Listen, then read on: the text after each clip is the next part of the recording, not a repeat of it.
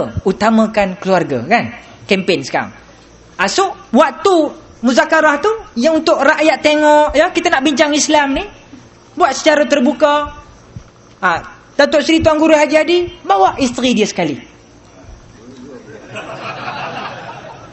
Kemudian Pak Lah bawa pula Datin Seri Endon sekali, dengan kebaya nyonya. Tak cukup itu, tak apa. Mursyidul Ampas, Tok Guru Nik Aziz, waktu uzur macam tu pun bawa Datin Sabariah sekali datang. Kemudian timbalan menteri atau timbalan Perdana Menteri kita, Datuk Seri Najib, bawa isterinya Datuk Seri Hasmah Mansur, bawa sekali, insya-Allah. Bincanglah pasal Islam.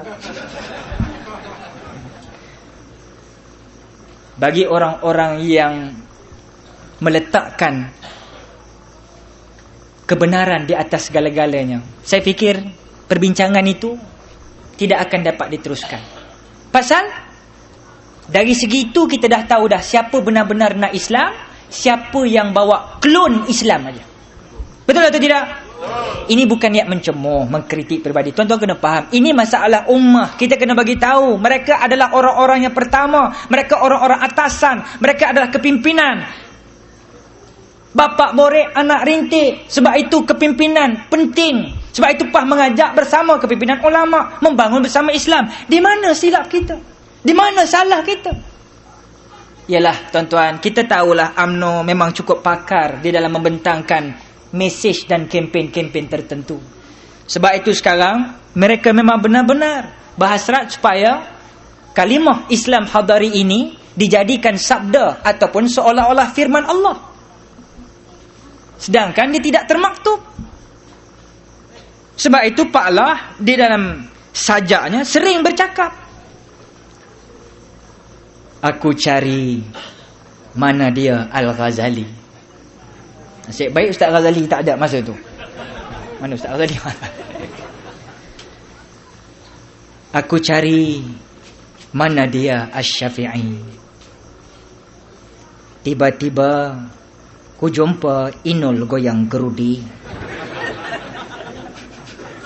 Karam Wal Yasin dapat anugerah Maulud Nabi.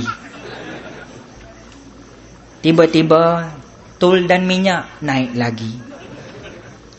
Harga barang-barang pun mula melambung tinggi. Buat kawan-kawanku, insaflah. Lain kali undi-undilah lagi.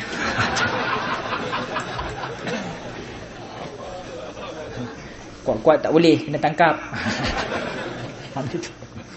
Tuan-tuan, ini yang masalahnya tuan-tuan. Cuba kita renung ya beberapa perkara yang berlaku baru-baru ini.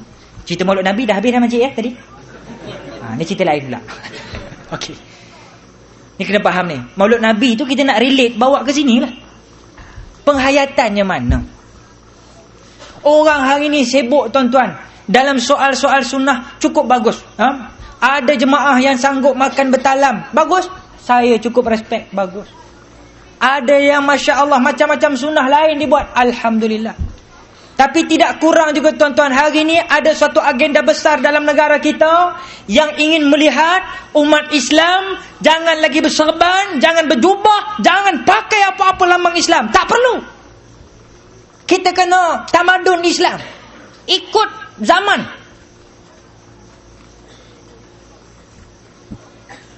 Tak perlu. Ini luaran saja. Yang penting dalam tu penting. Mana orang perempuan hari ni kalau nak ke pasar tak payah pakai baju pun tak apa. Pasal apa? Dalam penting. Tak setuju pula dia. Bila ada ulama' PAH berjubah, ulama' PAH pakai serban, dia pertikai. Ni pasal apa yang anda nak mengaum sebab ni tuan-tuan? Ni ada keratan akhbar. Saya tak nak sebut akhbar apa. Tapi seorang imam, bekas imam besar, ada orang telefon saya, Ustaz, beli akhbar ni Ustaz. Dalam akhbar itu 3 muka dia bercakap. Seorang bekas imam besar Masjid Negara yang dulu kita dengar suara dia, ilmunya tinggi, tapi hari ini bila masuk UMNO tuan-tuan, dia terpaksa mengkritik sungguh-sungguh orang yang sama juga di atas mimbar khutbah di Masjid Negara. Ustaz Taib Azamuddin, dia dok kata macam-macam. Tok Guru ni Aziz, dia kata macam-macam. Datuk Seri Tuan Guru Haji Hadi, dia kata macam-macam. Anwar Ibrahim pun dia pertikai macam-macam. Aku baca artikel tu sekali, aku pun dia kata juga. Astaghfirullah kasim. Maknanya dia ikutilah perkembangan bekas penyanyi rock ni, tuan-tuan. Patutnya anak ni satu sen tak terpakai, bukan? Tapi alhamdulillah, itu barakahnya bersama orang-orang alim. Sebab saya nak baca apa yang dia cakap. Hari ni pertama aku sihat, aku berdiri, dan aku akan cakap balik kepada dia. Malam ni ada TV3.